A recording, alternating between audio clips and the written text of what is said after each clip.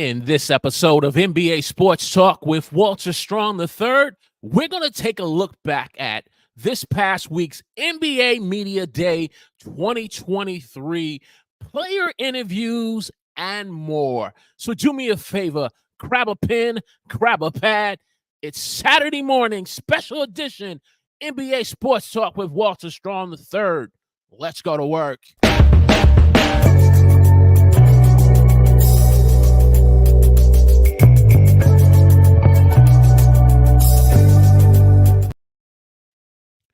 Good morning, everyone, and welcome to NBA Sports Talk with Walter Strong III.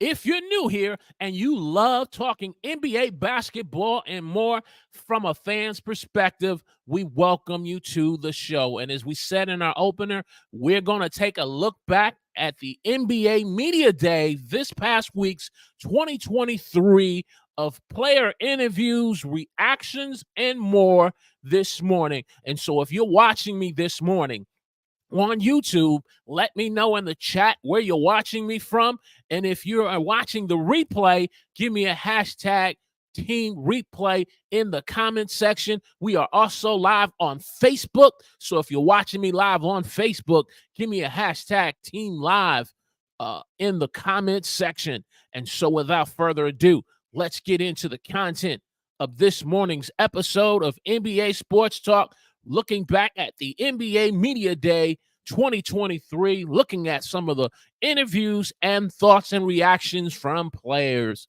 And so the first team I want to look at this morning is the Philadelphia 76ers Media Day. Took the time to sit down and really listen to each and every one of these Media Day interviews from just 5 of the 30 teams, but I felt which were very relevant in the conversation of NBA basketball. And certainly the Philadelphia 76ers have a lot of conversations going on. And the hot topic with the 76ers was the known elephant in the room, and that simply was James Harden was a no-show at NBA Media Day 2023 for the Philadelphia 76ers. He didn't show up. Now, the Philadelphia 76ers, they paid him his money that he was owed for this portion and this a couple of weeks ago. So they've taken care of making sure he was paid. But James, unfortunately, has communicated to the 76ers that he still wants a trade.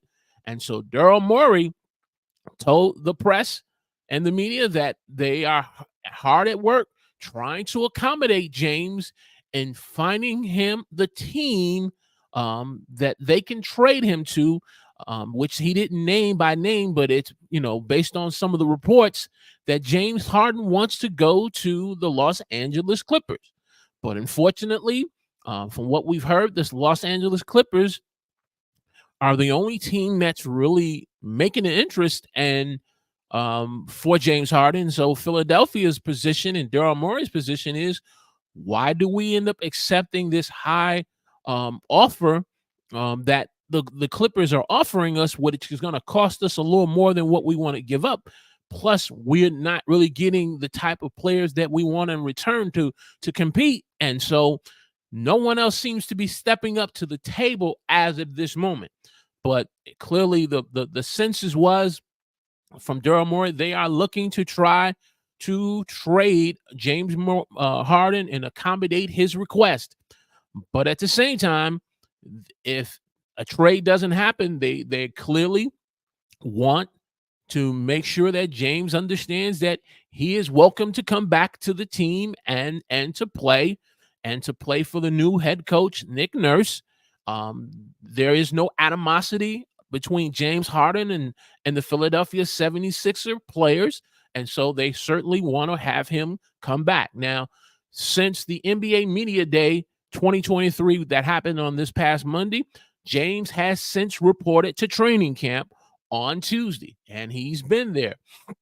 But it still doesn't change the fact that James wants a trade. And when we also heard from Joel Embiid, who shared his thoughts on why he really wants this team to stay focused and to compete for a championship.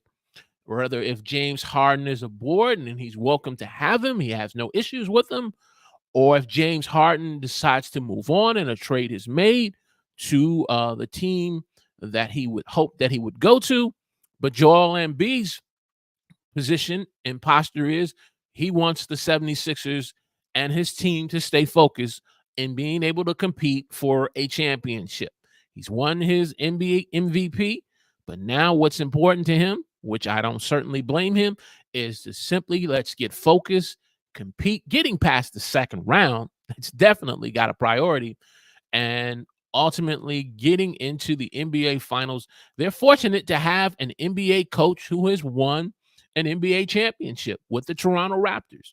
And now he is with the Philadelphia 76ers. They got Tyrese Maxey, they have Tobias Harris, they got PJ Tucker, and they have a host of others on the 76ers that he feels confident that they can be able to make. And it's one of the things that was, a consistent theme that was communicated to the media and to the NBA fans is that this is different from the situation with Ben Simmons versus now with James Harden. Because if you remember with Ben Simmons, there was animosity, there was conflict. That's the word I want.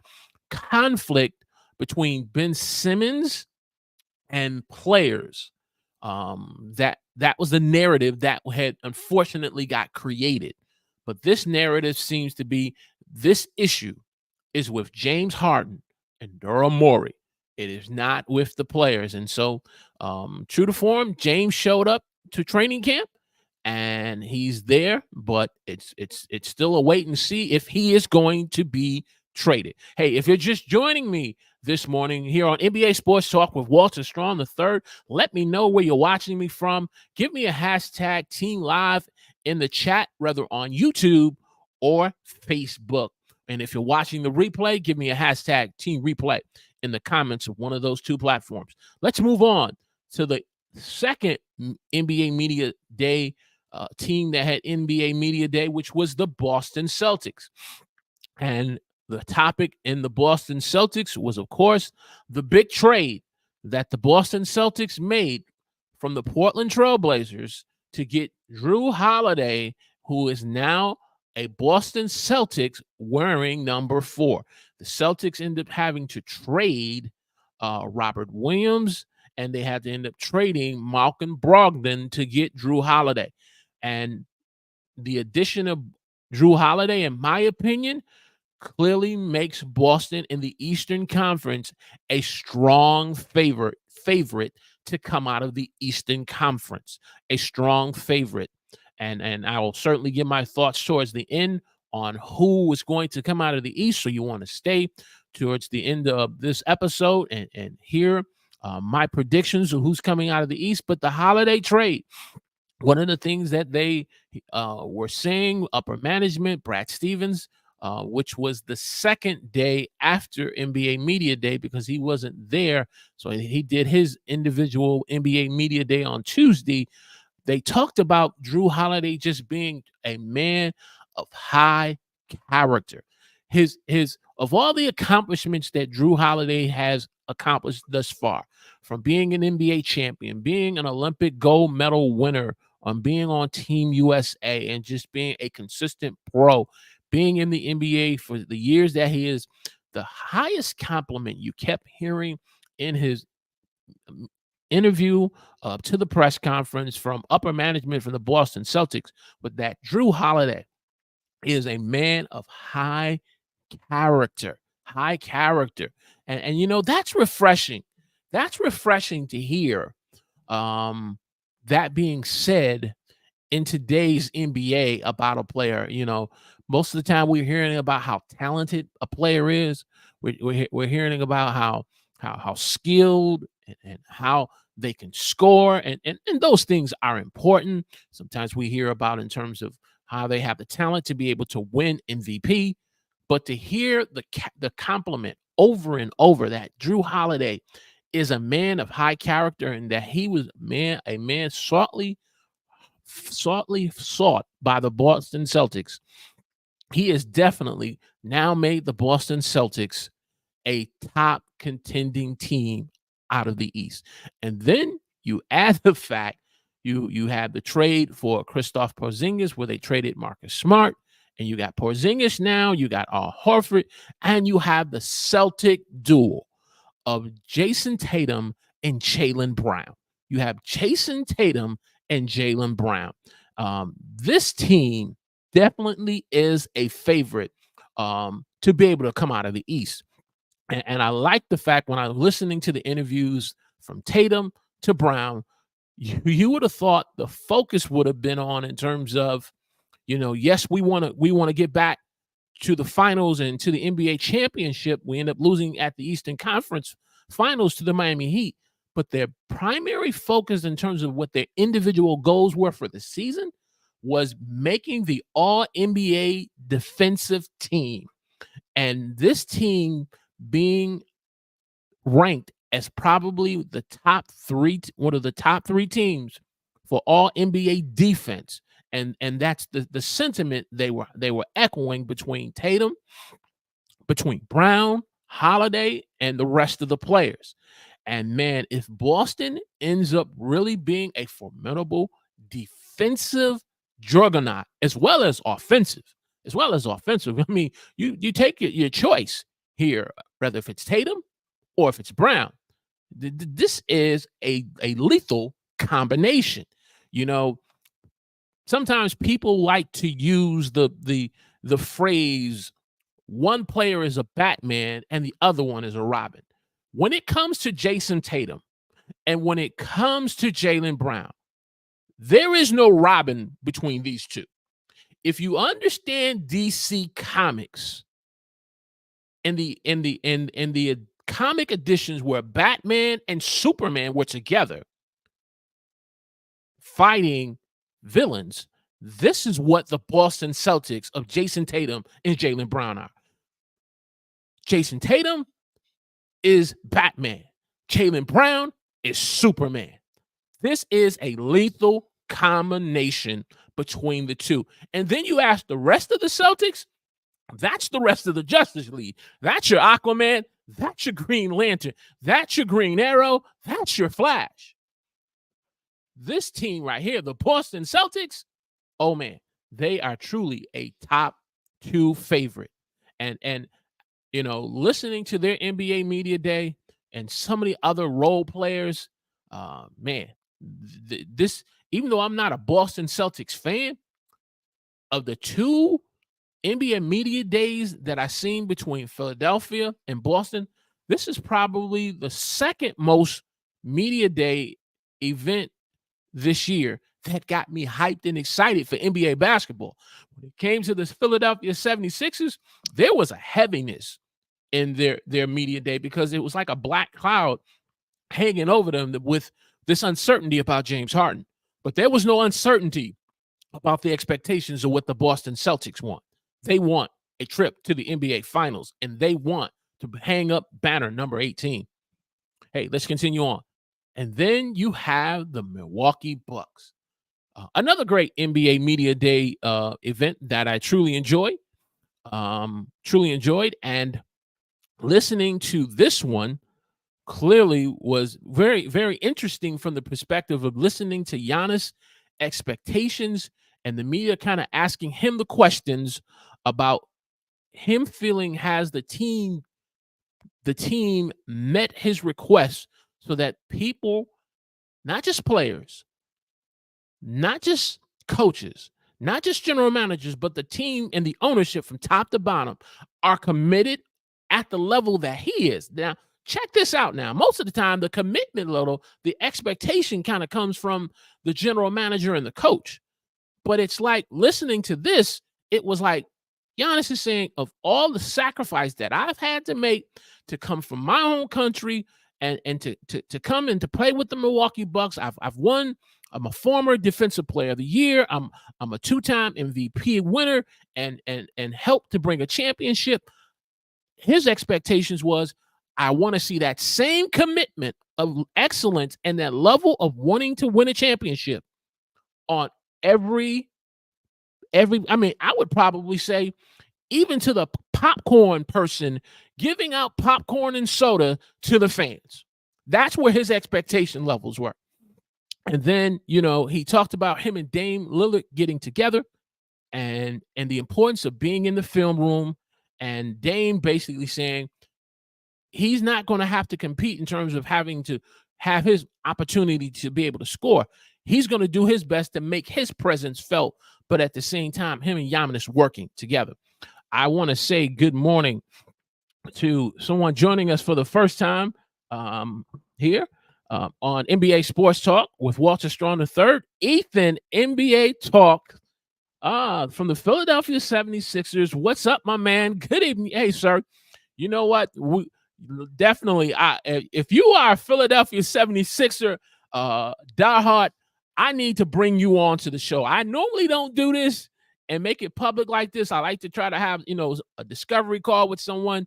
But the simple fact that you come out here announcing yourself as the NBA Sports Talk for the Philadelphia 76ers, I need to get your perspective.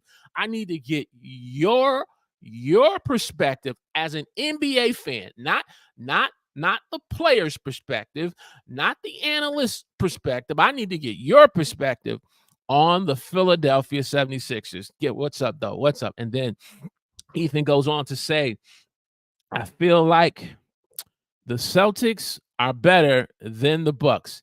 See, you're pulling on me. I need you to stay to the end, and I will make sure I give you my final thoughts between the Bucks and the Celtics. But you're right. They're neck and neck, 1-2. But here's the question that I want you to drop in the chat for me, Ethan. Who's your 3 and who's your 3 and your 4? Who are your top 4 teams?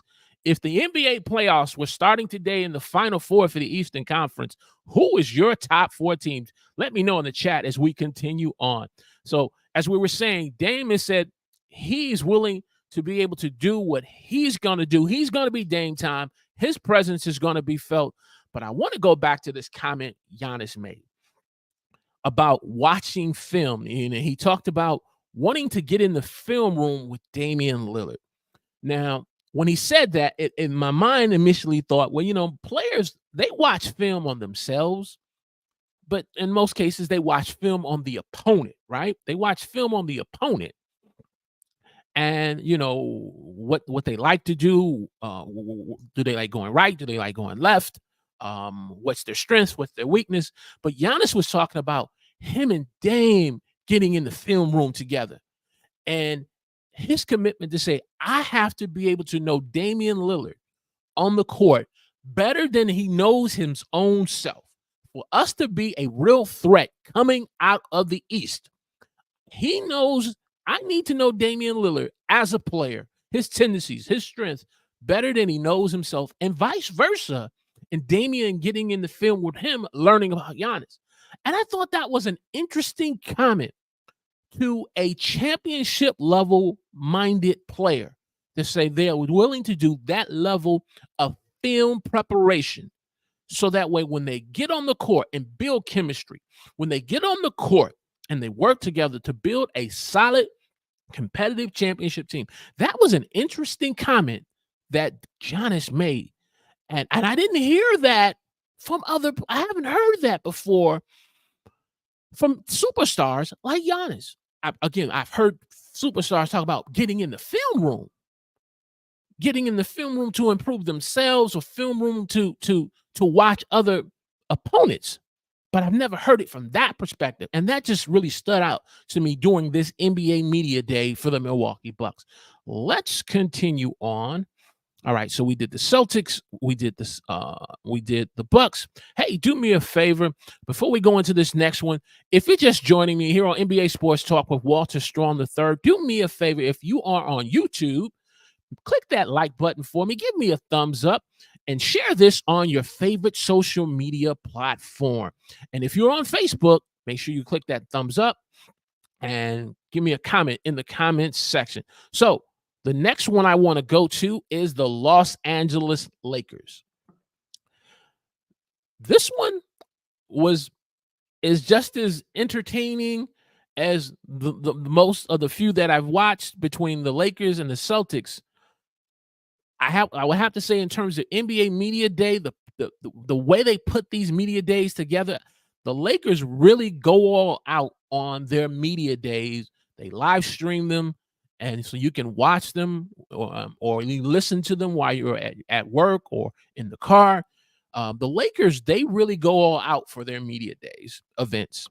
And honestly, I didn't really start to get into watching NBA media days of teams until LeBron went to the Lakers. Now, let me clarify something. I'm not a Laker fan. Um, I love good basketball, but I like the presentation of how they do their media days, and so that's why I wanted to do a media day reaction. I would have to say the Lakers were number one and the Celtics were number two in terms of their media day. But here's what I took from the media day of the Lakers.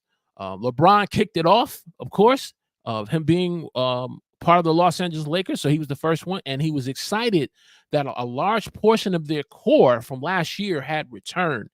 And he talked about how the Lakers had almost 3 seasons in one. If you look back in terms of the beginning of the season and how they had a very tough time getting out of the gate from the time of after the trade to going into the playoffs, there were 3 seasons in one, and yet this core, after they did the trade, didn't have a real training camp together, and he was excited to have a large portion of the returning roster coming back to now having a training camp together. Because let's face it, though they got swept by the Nuggets in 4, they made it to the Western Conference Finals. That's pretty good. That's pretty good. They made it to the Western Conference Finals. And so having this returning roster back was definitely an exciting selling point, if you will, that the Lakers were communicating to its fans. And adding the fact you have key additions like Gabe Vincent, who played in the NBA Finals with the Miami Heat, an undrafted player who was from Compton, California, and now is playing with the purple and gold. And you have other ones like Christian Wood, who was another undrafted player who's been very talented, but had this narrative, this negative narrative about him out of Dallas, and now having a fresh start with the Lakers and Jackson Hayes. They have a lot of good key additions. And then I want to talk about the anchor. LeBron James is the leader of the Los Angeles Lakers, but the anchor is got to be Anthony Davis. The Lakers committed and gave him this bag of money. AD, from what he said during media day, he has put in the work to really get his body ready for an 82-game season. I'll say that again. This is what AD said. He has put in the work to get his body ready for an 82-game season. Man, I said, look, let me tell you something. If he can pull that off with his talent and his skills and him being the anchor of this team, this man could possibly be a top 3 MVP candidate. This man could possibly be a top 3 MVP candidate. So LeBron as the leader, Anthony Davis as the anchor. You got Austin Reeves, you got Rui Hachimura, and others. You got Angelo Russell. This is a team that we're going to have to watch. I know we have Golden State.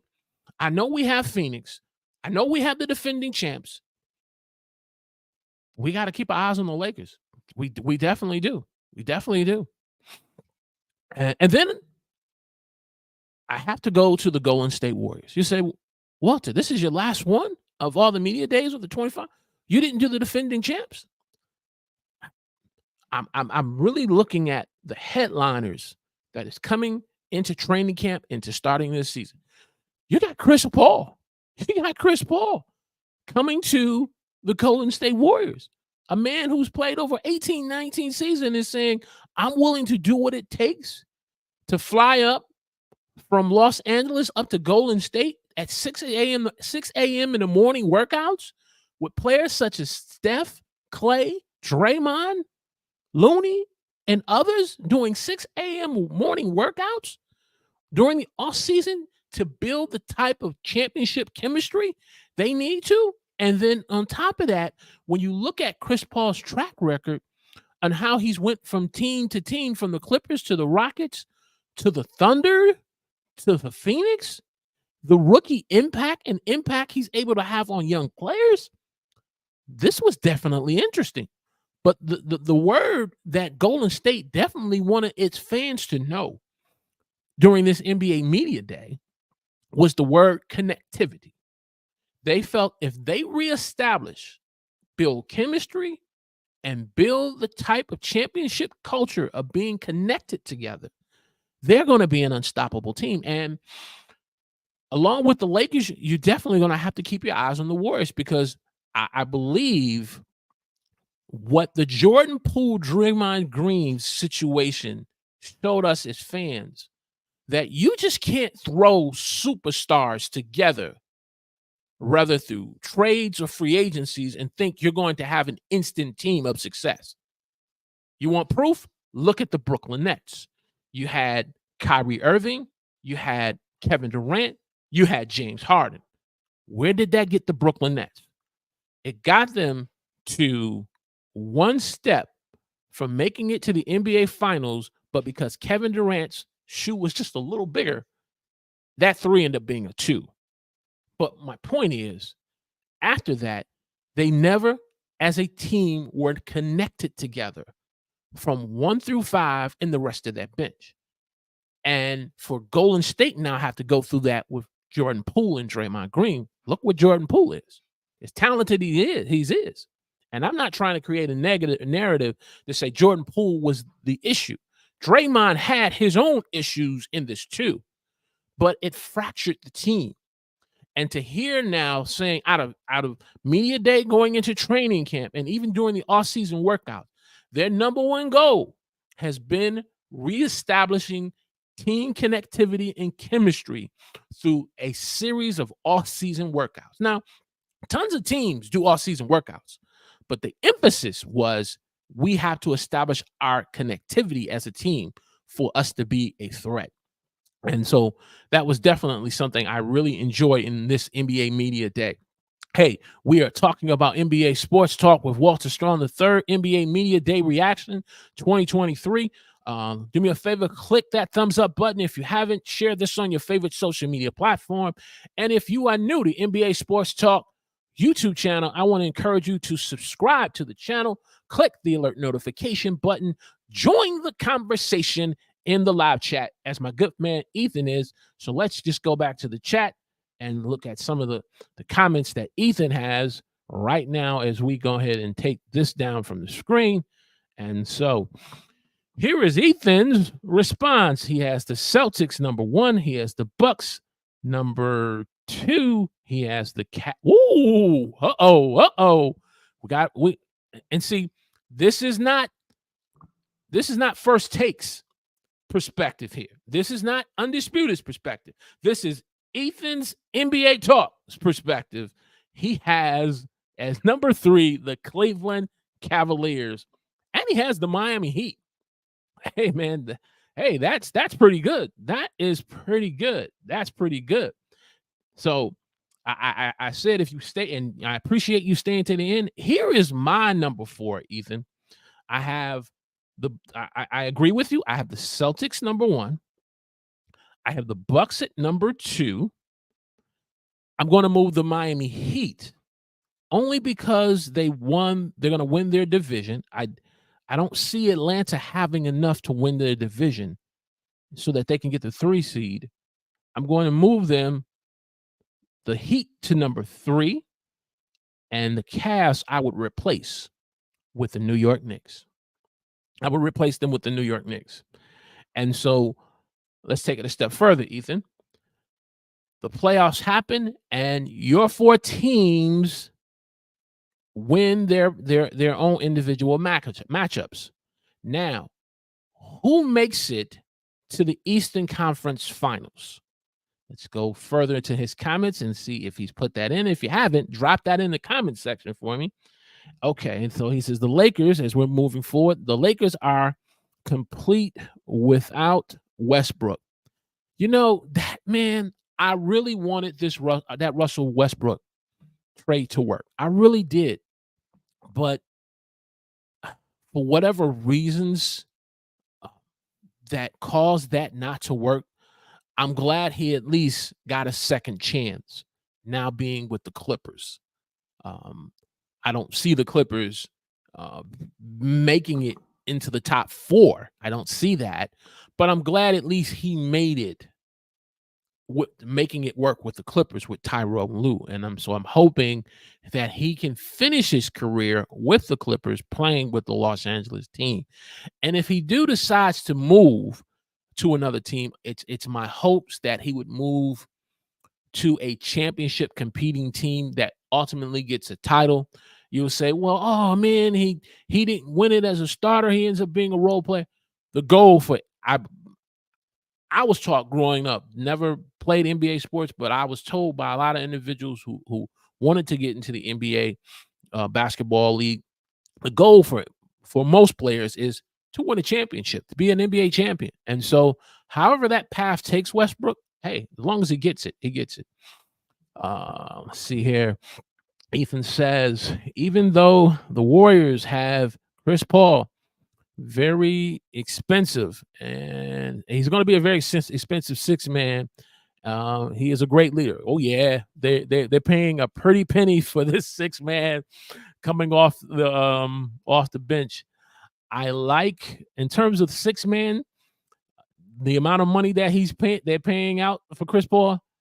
He better be a top three candidate for the six man of the year. He better be a top three candidate for that amount of money. But I like when a person winning the six man of the year. I'll give you a name. If he is healthy as he says he is, and I'm talking about his back and as well as his mental emotional state, if both of those are healthy, I want to see Ben Simmons wins the six man of the year. He needs to commit to the Brooklyn Nets and coming off the bench and being the Ben Simmons that he knows he can be off the bench as a six man of the year. And if he can do that, he's going to turn his career around. Going further, all right, he says, okay, so Boston and the Celtics are in the conference finals. Yes, definitely. We're in agreement with that. We're in agreement with that for sure. We are in agreement. And so if we break this down, Ethan, and that's why we're going to have to hook up, sir. We're going to have to hook up. I am on Facebook at Walter Strong III. So if you are on Facebook, I'm also on Instagram. So we hook up either on Facebook or Instagram. We need to talk because I need to get you on NBA Sports Talk to get your perspective and just to have a good conversation. Because, you know, when you have NBA Sports Talk shows, it's about having conversations and letting the fans know their voice matters, their opinion matters more than Stephen A. Smith, more than Skip Bayless, more than Brian Windhorst. Our fans, us as fans, our opinion matters more. And so the Celtics and the Bucks, I mean, you can't go wrong. I'm gonna stop you there because if we're fortunate to hook up and I can get you to come on, then I can hear your predictions on who wins the finals. And so as we bring this episode of NBA Sports Talk to a close, bring this train into the station, as I said, I have the Celtics and the Bucks, just like Ethan, as the top two contending teams. And it's going to be interesting this NBA season. And there were tons of other NBA media days. But these were five of the most interesting that I really enjoyed. And so if you watched any of the NBA media day on Monday, let me know in the chat or the comment section which one of the NBA media days that you watch and which one you enjoyed the most. So let us know either in the chat or if you're watching the replay, give us a hashtag Team Replay in the comment section and your media day that you watched. And so we are excited for this NBA season. Training camp is now in session, and I think preseason. Correct me if I'm wrong, Ethan. I believe the Sixers and the Celtics this Sunday play in a preseason game. I think at 5:30. Correct me if I'm wrong. I think that's what I was hearing, but I don't know if they're televising it on. Is it going to be on NBA TV? Is it going to be on one of the ESPNs or ABC? Probably won't be on ABC because you also have the WNBA playoffs going. So that's going to probably take front and center, but probably being on NBA TV, which I got to work on getting back. I don't currently have NBA TV at this moment. So definitely going to work on getting that. Yeah, we're excited. We are excited here on NBA Sports Talk, and we're looking forward to this season of NBA basketball. And so we're going to go ahead and bring this train into the station. And so when we get back, we will be back on Thursday night at 8 p.m. For another edition of NBA Sports Talk. So until that time, do me a favor, continue to enjoy the latest news, the latest stuff that's going on in the preseason, and let's get excited for the tip-off of NBA basketball. The countdown is on. Before you know it, it's going to be tip-off time. So we're going to go ahead and bring this to close, and we will see you on Thursday, 8 p.m. Talk to you soon. God bless.